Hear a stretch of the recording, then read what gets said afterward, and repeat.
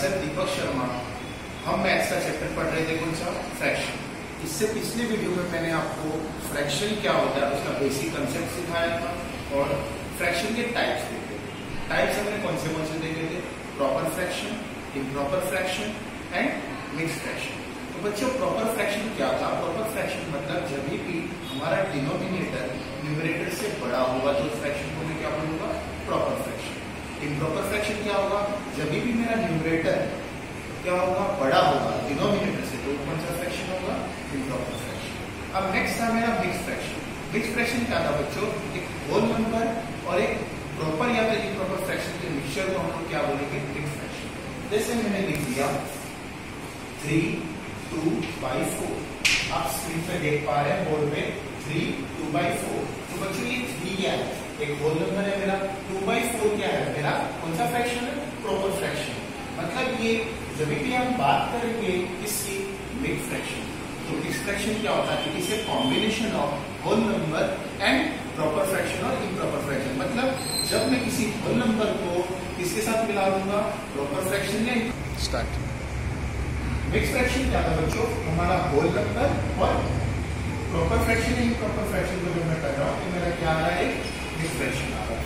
इस mixed fraction को हम लिखेंगे कैसे? हमें कैसे लिखना है? इस 3 को किसके साथ मल्टीप्लाई करना है? 4 के साथ। और फिर इस नंबर को मुझे किसके साथ ऐड करना है? 2 के साथ। मतलब 3 into 4 plus 2। 3 4s are 12। 3 4s are 12। 12 then 12 plus 2। 12 plus 2 कितना हो गया? 14। और नीचे डिनोमिनेटर में क्या है? 4। तो हम इसको कैसे लिखेंगे? 14/4। 14/4 कैसे आया बच्चों? फिर से आप देख लो 3 4s are 12। 12 plus 2 14। तो 14/4। फिर एक और एग्जांपल देखिए जैसे 2 8/3। अब ये क्या है? 2 8/3 मतलब 2 कौन सा? 2 क्या है मेरा? 2 मेरा होल नंबर हो गया और 8/3 मेरा कौन सा फ्रैक्शन हो गया? इम्प्रॉपर फ्रैक्शन हो गया। तो बच्चों मैंने आपको बताया कि मिक्स्ड फ्रैक्शन जो है वो एक होल नंबर या तो फिर एक प्रॉपर फ्रैक्शन या तो इम्प्रॉपर फ्रैक्शन से बना होगा। तो ये जो मैंने एग्जांपल दिया था इसमें कौन सा फ्रैक्शन था? प्रॉपर फ्रैक्शन था। क्यों? क्योंकि डिनोमिनेटर जो था वो ग्रेटर था न्यूमरेटर से। और मैंने जो नेक्स्ट केस लिया हुआ है इसमें मेरा न्यूमरेटर बड़ा है किससे? डिनोमिनेटर से। तो हम इसको कैसे करेंगे? वापस से 2 3s are 6। 6 plus 8 कितना हो गया? 14। तो कितना हो गया? 14/3 है ना? 2 3s are 6। 6 plus 8 14। 14/3 आ गया। तो आपने देखा कि कैसे मिक्स्ड फ्रैक्शन क्या होता है और मिक्स्ड फ्रैक्शन को हम फ्रैक्शन में कैसे लिखते हैं। अब नेक्स्ट देखेंगे कुछ ऑपरेशन। जैसे मैंने जब बात की थी आपसे बच्चों कि पिछले वीडियो में मैंने आपको बताया था कि मैं कुछ ऑपरेशंस को बताऊंगा कि कैसे हम फ्रैक्शन को यूज कर सकते हैं एडिशन के ऊपर, मल्टीप्लिकेशन के ऊपर, डिवीजन के ऊपर। एक और चीज मैं आपको बच्चों एक चीज बता दूं, जैसे हमने मैथ्स के अंदर परसेंटेज पढ़ा होगा, ठीक है? परसेंटेज पढ़ा होगा।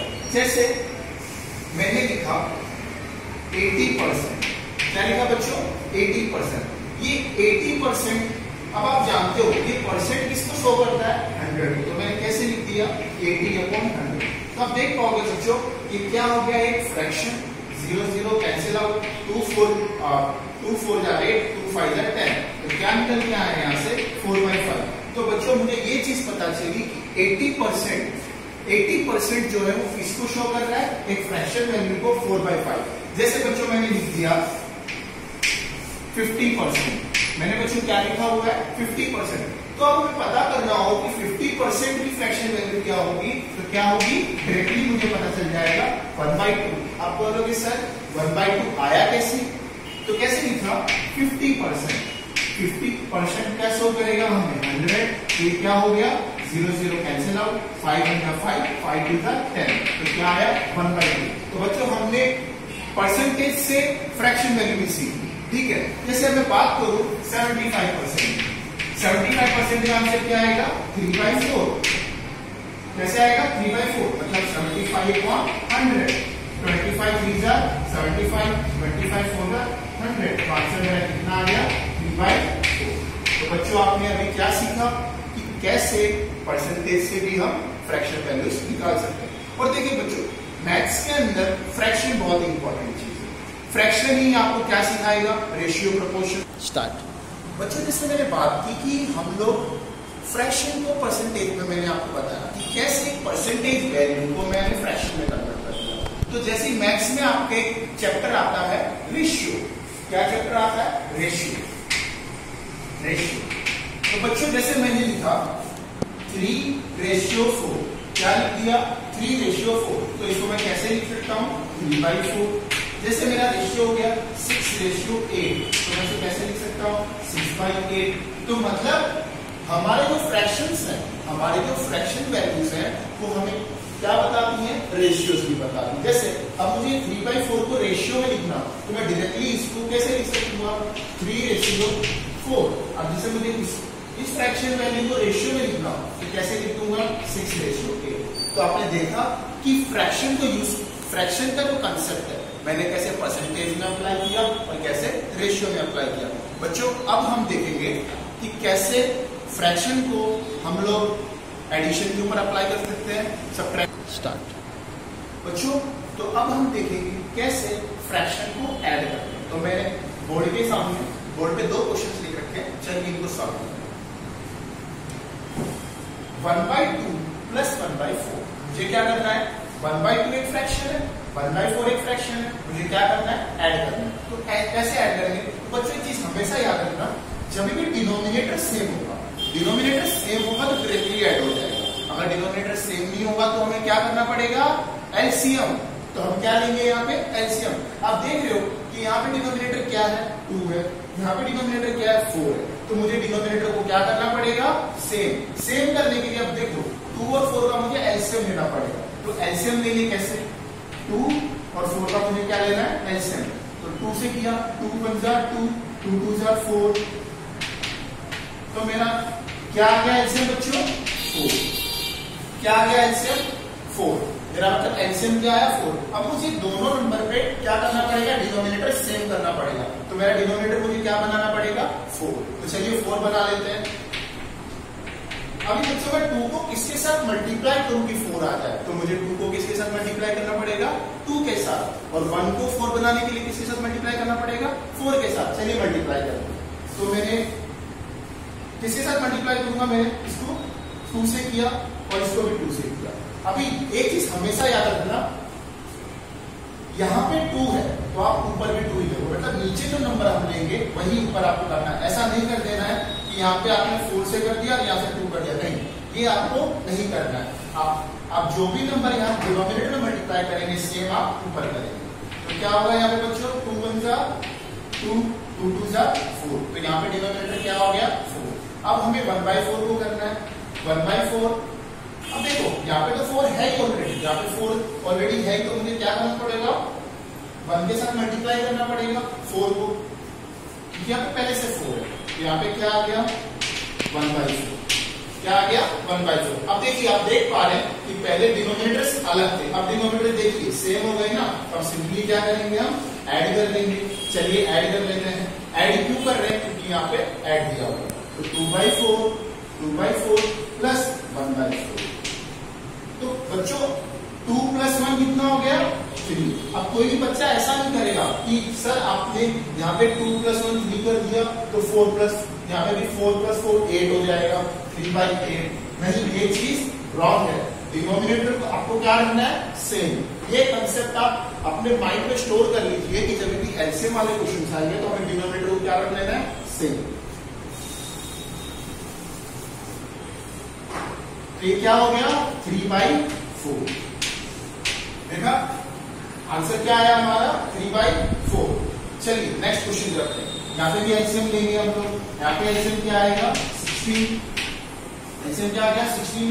तो यहाँ पे क्या करूंगा मैं? 16 बनाने के लिए 2 से और यहाँ पे 1 से। ये कितना हो गया? 3 2 जा 6/16 प्लस कितना हो गया? 2/16। तो मैंने जब इनको क्या किया? ऐड किया तो 6 + 2 क्या हो गया? 8।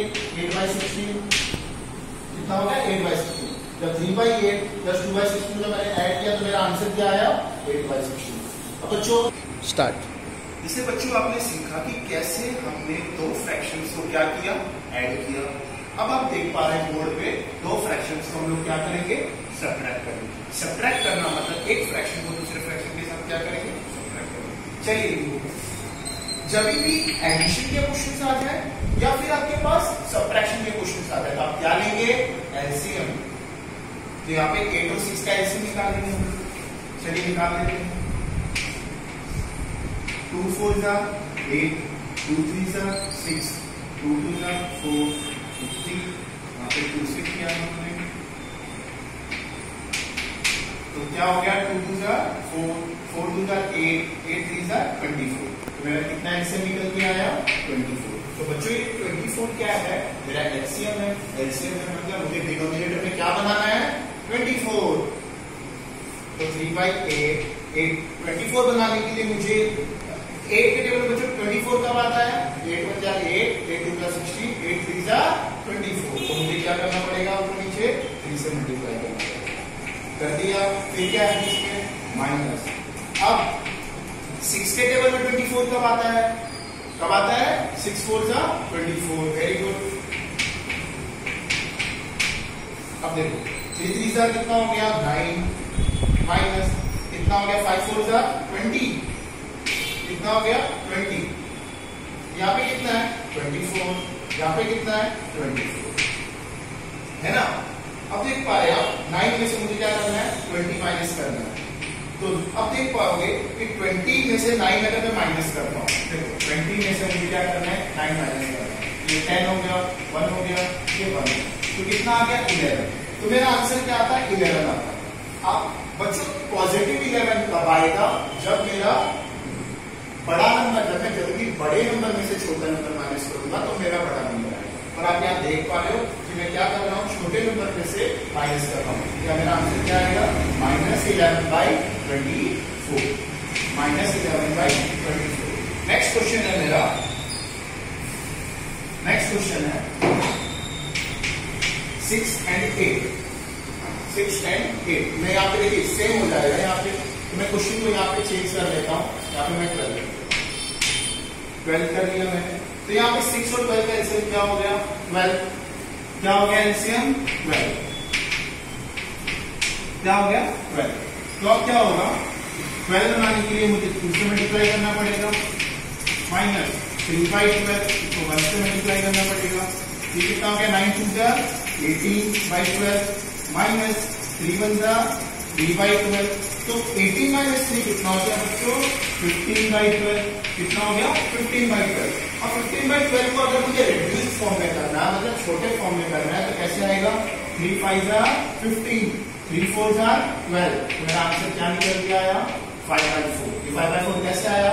3 5 जा 15, 3 4 जा 12। अभी नेक्स्ट हम देखेंगे कि कैसे फ्रैक्शंस को मल्टीप्लाई स्टार्ट।